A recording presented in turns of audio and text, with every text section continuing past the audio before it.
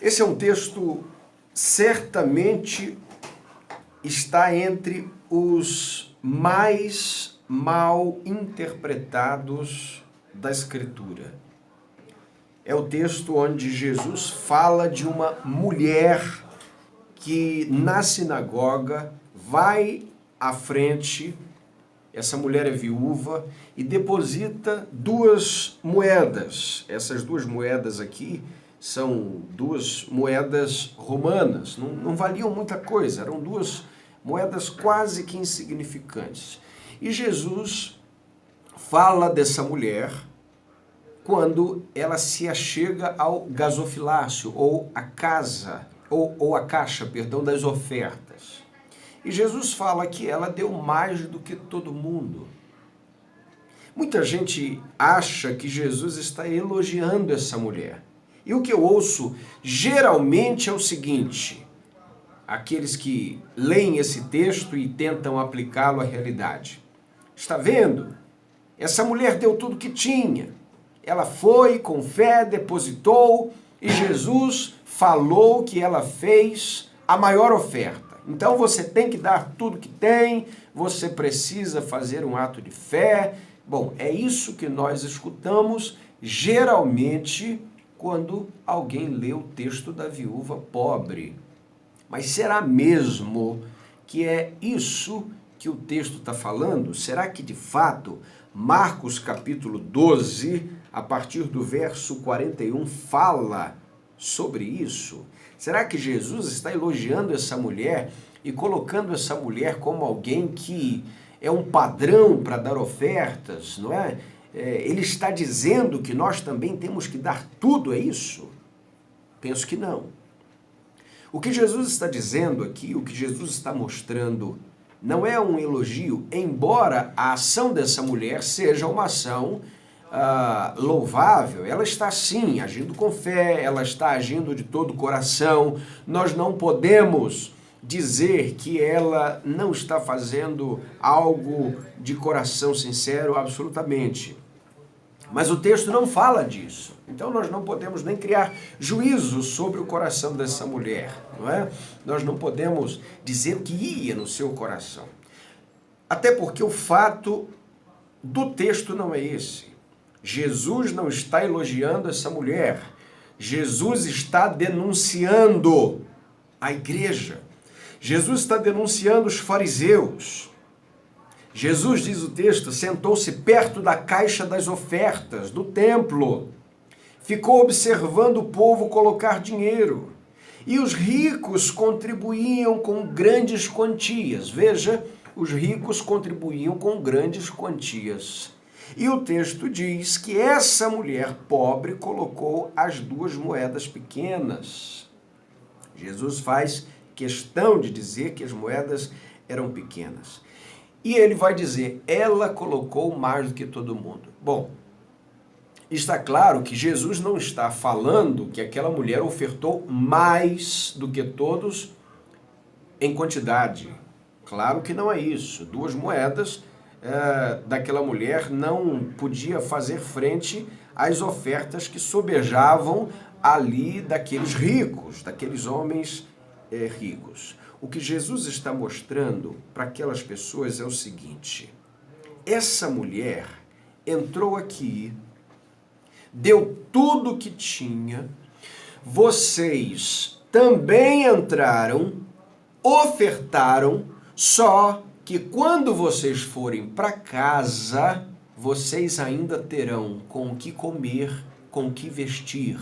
E essa mulher deu tudo, está indo para casa sem nada. Jesus então está denunciando a indiferença daqueles homens. Jesus está denunciando a falta de interesse daquelas pessoas por aquela viúva. Jesus está mostrando, será que vocês não estão enxergando que vocês dão aquilo ou daquilo que vocês têm e ainda fica para vocês alguma coisa, mas essa mulher está indo embora sem nada? Será que vocês não estão percebendo isso? Veja, o que Jesus está mostrando, querido ouvinte, não é outra coisa senão a avareza da religião. É isso que acontece hoje também muitas vezes, porque o mais importante nos cultos de Mamon é que alguém oferte tudo que tenha. E não importa se essa pessoa tem com o que comer depois, não importa se essa pessoa tem com o que pagar as contas, desde que ela dê tudo na igreja, desde que ela derrame tudo no altar em nome de uma fé que é muito mais estimulada pelo sentimento do fariseu do que necessariamente pelo desejo do coração de quem oferta. Desde que ela deixe tudo lá, está tudo certo. Desde que a obra continue, está tudo certo. Desde que os cofres da igreja estejam lotados de dinheiro, não faz mal se a viúva não tiver nada. Esse é o sentimento de um coração religioso, de fariseu. E Jesus está dizendo aqui, essa mulher depositou na caixa mais do que todo mundo, porque Jesus não está falando de quantidade, Jesus está falando de proporcionalidade. Essa mulher, proporcionalmente, está dando mais do que todo mundo e vocês não estão percebendo. De uma outra maneira, Jesus poderia estar dizendo para eles, vocês não estão reparando que no meio de vocês tem gente que volta do culto e está morrendo de fome? Vocês não estão vendo que essas mulheres precisam ser assistidas pela igreja ao invés de serem assaltadas pela igreja em nome da fé? Eu poderia ouvir, certamente, ou imaginar Jesus dando uma dura repreensão para aqueles homens. Aqueles homens que iam, sim, à casa das viúvas, tirar tudo que aquelas mulheres ainda possuíam. Veja, Jesus está dizendo aqui algo que em versículos anteriores ele já tinha denunciado. E só para que você entenda, eu estou lendo Marcos capítulo 12, a partir do 41, mas eu quero voltar um pouquinho no contexto do texto para que você entenda. O texto diz assim, a partir do verso 38, Jesus também ensinou, cuidado com os mestres da lei. Eles gostam de se exibir com vestes longas, de receber saudações respeitosas quando andam pelas praças. E como gostam de sentar-se nos lugares de honra, nas sinagogas e à cabeceira da mesa nos banquetes. No entanto, diz o texto, tomam posse dos bens das viúvas de maneira desonesta e depois, para dar impressão de piedade, fazem longas orações em público. Por causa disso, serão duramente castigados. Aí o texto continua. Jesus sentou-se perto da caixa das ofertas do templo, observando o povo colocar dinheiro, e o texto continua. Ou seja, antes do texto da viúva pobre, Jesus estava criticando exatamente os fariseus por fazerem aquilo que estava acontecendo no templo. As viúvas então iam para os cultos e os fariseus começavam as reuniões fazendo uma oração, outra oração, mais uma oração, e por conta ali do pretexto de uma oração e outra, vai tirando o que a viúva tem, vai tirando o que o pobre tem, vai tirando o que está no bolso da congregação. Não é isso que acontece hoje também? Será que as ofertas hoje voltaram a ser indulgências? Será que o apelo e a conquista da reforma protestante não está sendo colocado de lado, porque foi exatamente isso, que a salvação é pela graça, a salvação não é pela conquista humana, não é pela oferta, não é por aquilo que eu posso dar, mas é pela graça de Jesus? Isso também acontece hoje. A graça está sendo sucateada, está sendo barateada. Há muitos, queridos, que estão completamente desligados das necessidades do outro. E nós vemos, infelizmente, um festival de reuniões contra o Evangelho da graça. E aqui, perceba que há um texto que é correlato de Marcos capítulo 12, que é o texto de Lucas capítulo 21. Lucas cita a mesma coisa. Ele cita a oferta da viúva. Lá em Lucas 21, você pode anotar depois para ler. E o texto diz, lá no verso 3, eu lhes digo a verdade, esta viúva pobre deu mais do que todos os outros, eles deram a parte do que lhe sobrava, mas ela, em sua pobreza, deu tudo que tinha. Aí continua, Lucas registra o seguinte, Lucas registra a saída do culto. Veja o verso 5. Alguns de seus discípulos começaram a falar das pedras magníficas e das dádivas que adornavam o templo. Jesus, porém, disse, virá o dia em que essas coisas serão completamente demolidas. Não restará pedra sobre pedra. Agora veja bem, Jesus tinha acabado de dar um sermão mostrando o quanto aquela mulher estava numa vulnerabilidade absurda. A igreja não estava vendo isso, estava ignorando isso. Jesus dá uma palavra dura, faz uma denúncia no culto, e quando eles saem do culto, qual é o assunto? Nossa, olha que pedras bonitas do templo. Veja o que nós conseguimos fazer com as doações que nós levantamos.